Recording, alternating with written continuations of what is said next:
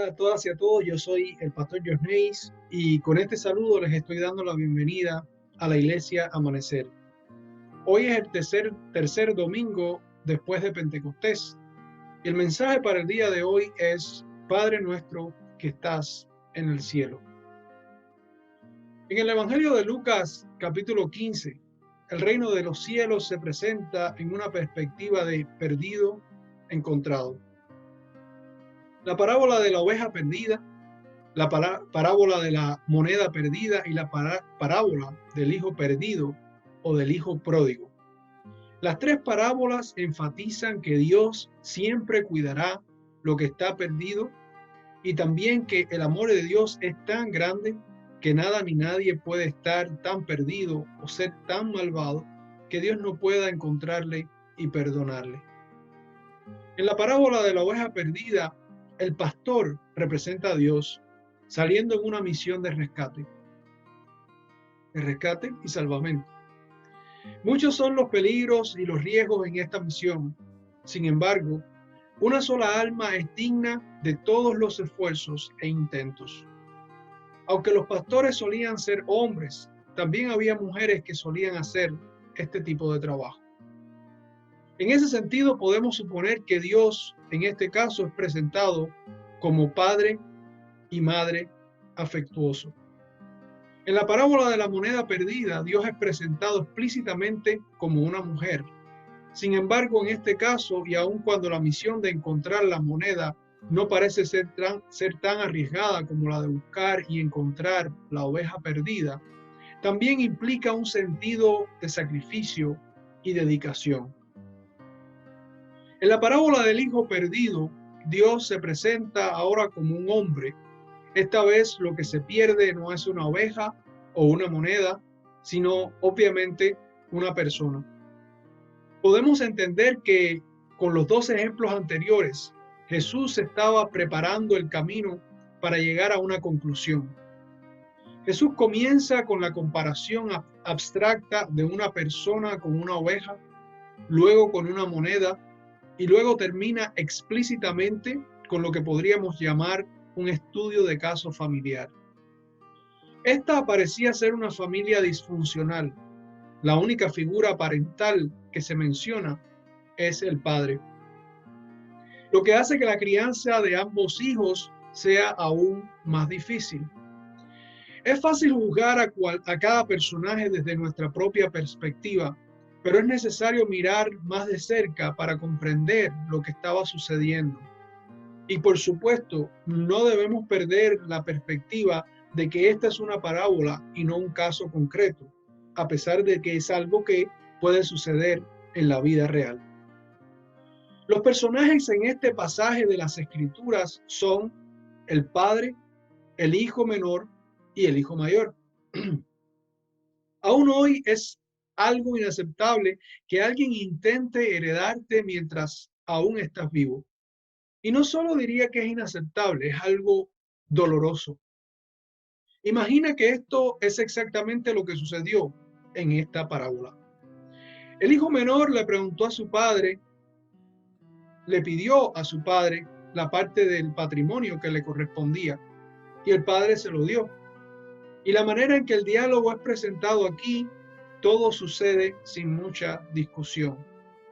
El hijo menor salió de la casa y se fue a vivir una vida de aventuras a otros países extranjeros, a otras tierras extranjeras y lejanas, y allí gastó todo el dinero.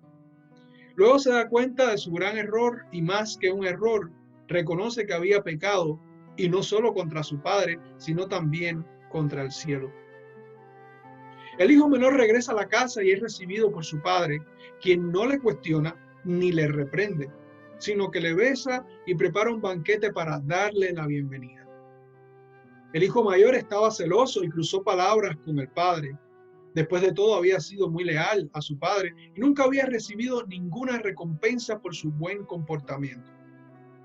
El padre le recuerda que todos merecemos una segunda oportunidad y que a veces en la vida puedes estar en la posición de perdonar o en la que podrías ser el que necesita ser perdonado. Si analizamos brevemente las frases de este ejemplo particular, de lo que puede ser un proceso de restitución, podemos identificar fácilmente al menos estas etapas: convivencia armoniosa, ruptura familiar, concientización, arrepentimiento, perdón y finalmente restitución. Eventualmente podemos tratar de identificarnos con los personajes principales que intervienen en esta parábola, porque es algo que normalmente siempre hacemos. La mayoría de las veces podríamos identificarnos con uno de los dos hermanos, e incluso podríamos tender a criticar al hermano mayor. La verdad es que probablemente hemos sido un poco de ambos.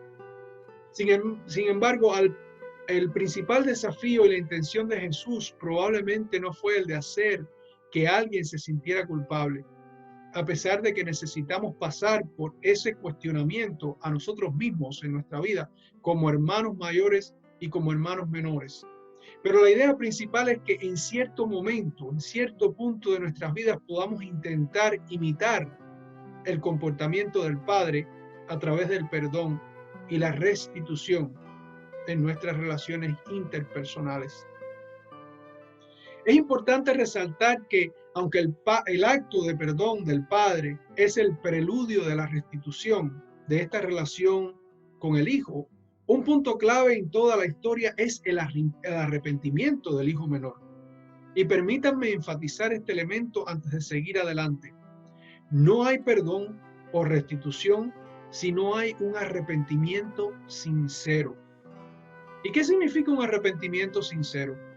Significa que incluso cuando soy humano y podría caer y cometer errores después de haber sido perdonado, me siento realmente arrepentido y me disculpo por lo que hice, teniendo como premisa que haré lo mejor que pueda, no solo para no volver a cometer el mismo error, sino para tratar de dar lo mejor de mí.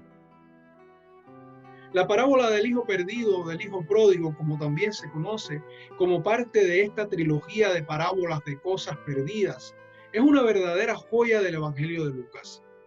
Los estudiosos de este tema coinciden en el hecho de que esta parábola del hijo perdido no se trata tanto del hijo pródigo como del padre.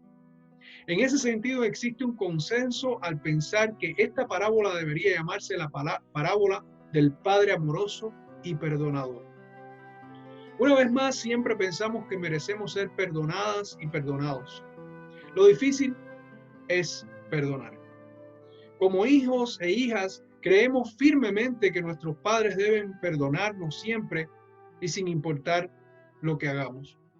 La verdad es que tenemos una oportunidad en esta vida para amar y honrar a nuestros padres o para destruirlos con nuestras acciones tontas y nuestros desprecios.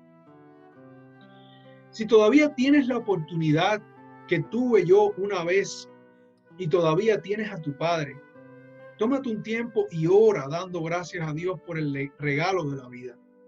Pide la capacidad de enfrentar esos fantasmas del pasado que todavía te persiguen y viven contigo, de hablar sobre ellos si es necesario para sanar las heridas que aún están abiertas y dejar ir lo que hace daño y separa. Si ese es el caso, perdónate a ti mismo y perdona a tu padre. Toma el teléfono y haz esa llamada. Recuerda que el perdón no es solo una cura que damos a los demás, sino un antídoto que bebemos contra el envenenamiento del alma. Recuerda que se necesita arrepentimiento y que ese arrepentimiento debe ser sincero. Debes saber que a pesar de la imagen paternal que hayas tenido en tu vida, Dios como Padre siempre te estará esperando con los brazos abiertos y sin cuestionamientos, sino con las puertas del cielo abiertas para tu restitución. Que Dios les bendiga y les guarde hasta que nos volvamos a encontrar. Y feliz Día de los Padres. Amén.